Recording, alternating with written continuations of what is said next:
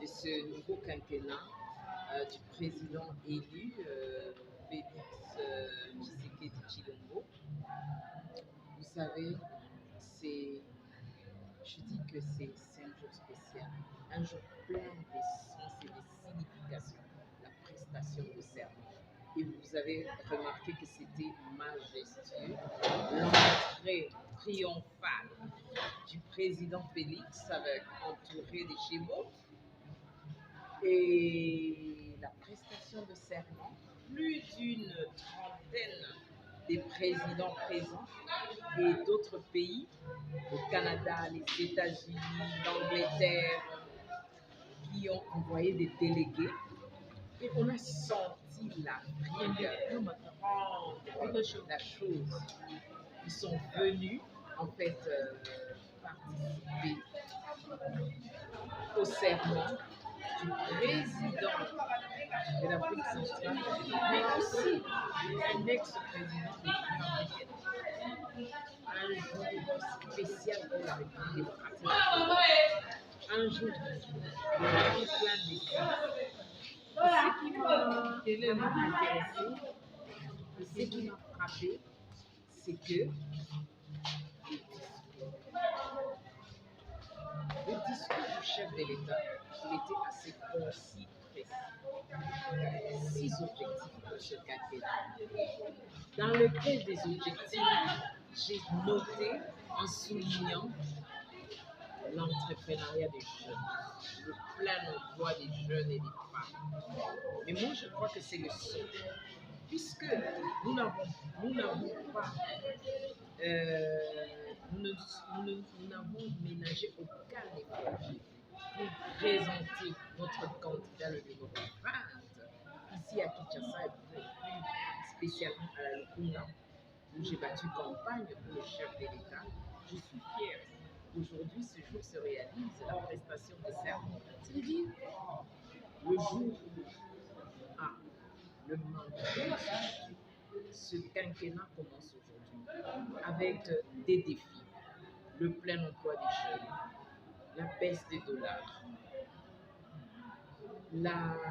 comment je peux dire, il a parlé aussi des services, l'efficacité des services de l'État, la consolidation, ça veut dire la diversification du produit financier.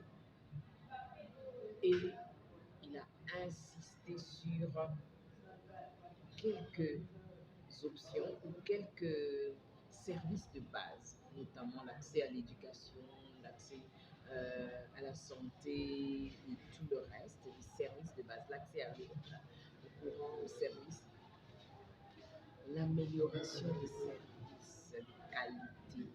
Vous savez, on a besoin de l'homme. Aujourd'hui, en RDC, nous avons plus de 65% est composé de la jeunesse. Et donc, en boostant l'entrepreneuriat, nous pensons que le pays peut démarrer parce que tous les jeunes seront des créateurs d'emplois. En créant des emplois, ils vont aussi créer, en créant des entreprises, ils vont créer la richesse. Vous savez, 26 provinces de RDC, 26 provinces, chaque province avec une spécificité. Imaginez si chaque province doit contribuer au développement de cette nation qu'est la RDC. Nous pensons que ce pays peut décoller. Vous savez, rien qu'à voir comme l'engouement au stade, plus de 120 000 personnes, rien qu'à voir la présence de plusieurs chefs de l'État et des délégations étrangères, nous pensons que c'est une façon de charger le chef de l'État. On doit capter et on doit consolider les leçons tirées. Pas d'erreur, je vous dis. Pas d'erreur. Nous pensons que cette population, l'engouement de la population veut dire que nous attendons la baisse des dollars, nous attendons l'assiette de la ménagère, nous voulons l'emploi pour les jeunes, mais nous voulons aussi l'assainissement, l'environnement sain, dans un milieu sain, l'impunité. Comment comprendre que dans un pays, ceux qui volent, ceux qui trichent sont acclamés. Mais non, ce pays ne peut pas être béni.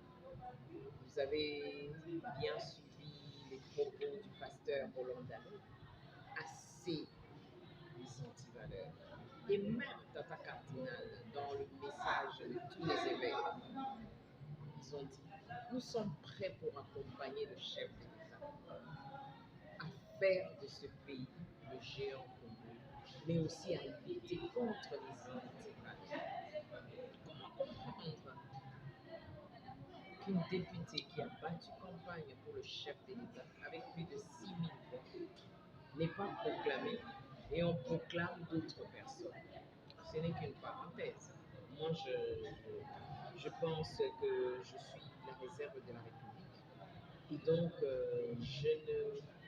je ne ménagerai pas des efforts pour contribuer, mettre ma petite pierre pour l'évolution de ce pays. Nous pensons que nous devons tirer les choses des leçons passées. Assez l'impunité.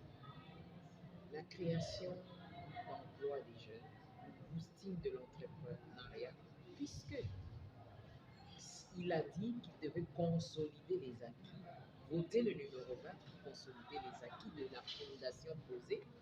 Par cette fondation, je me dis, par exemple, en matière d'entrepreneuriat, je dirais que c'est la loi de l'entrepreneuriat qui a été votée au Parlement, la loi sur l'artisanat, la loi sur les petits commerces et tant d'autres lois. En fait, booste le fonds d'entrepreneuriat des jeunes et des femmes disponible, une structure disponible, mais il faut maintenant qu'on sorte l'exécution de toutes les résolutions contenues dans ces lois. Merci beaucoup, madame. Honorable Anne de confiance et m'a donné plus de 6000 voix.